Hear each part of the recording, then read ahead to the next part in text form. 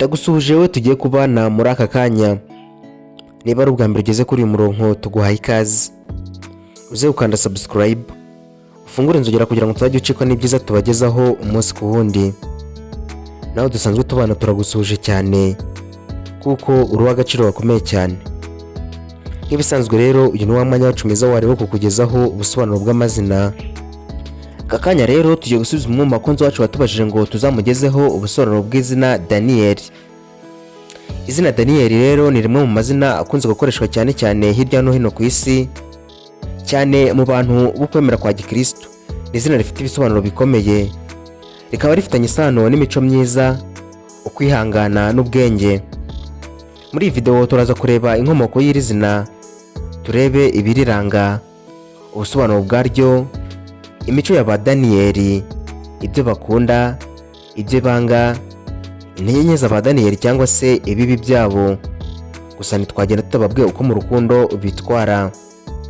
Iyi wumva rero ni Strong Studio. Nongeye tugiye kubana muri iki kiganiro, ndi Mizero Felix. Uhawe ikaze.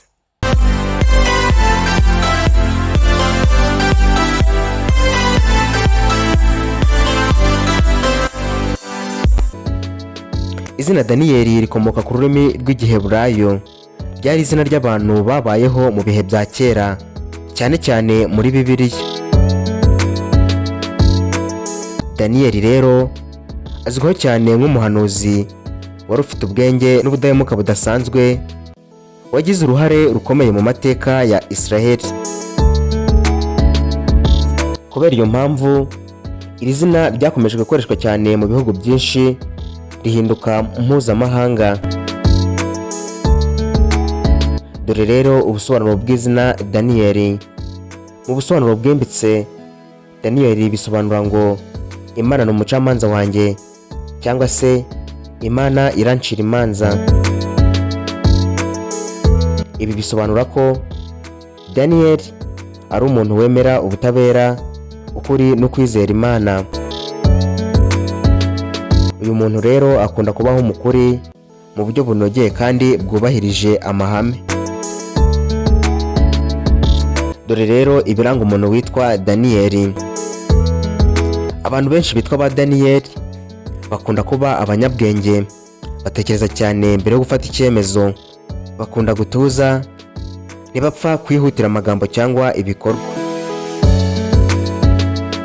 Daniel akunda kumva abandi, akagira umutima woroshye, ariko nanone akagira igihagararo gikomeye. Akenshi bakunze kuba ari abantu bigirira icyizere mu kazi, mu muryango cyangwa mu nshuti. Dore rero ibyo Daniel akunda. Akunda amahoro, gutunganya ibintu no kuba mu mwanya utuje. Akunda ukuri, ikinyabupfura n'abantu bagira icyerekezo mu buzima. Akunda kwiga, kwiyungura ubumenyi ndetse n'ibiganiro byimbitse bifite icyo byungura ubwonko bwe. Mu buzima bwe akunda gutegura ibintu hakiri kare kandi ntakunda akajagari. Dore rero ibyo Daniel yanga. Daniel yanga ikinyoma n'uburyarya n'abantu badafite ihame. Ntakunda ruswa, akarengane cyangwa gukinisha amarangamutima y'abandi. Ashobora kwirinda ahantu hari urusaku rwinshi cyangwa amakimbirane adafite umumaro. Yabonye ibintu bidafite icyerekezo cyangwa bidakorwa neza, biramubabaza cyane.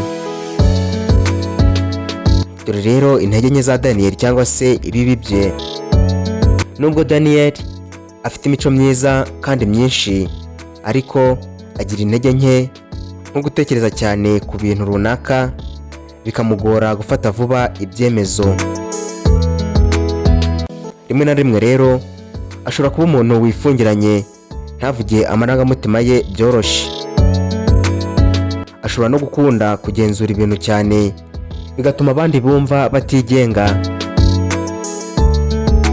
Dore rero uko mu rukundo yitwara.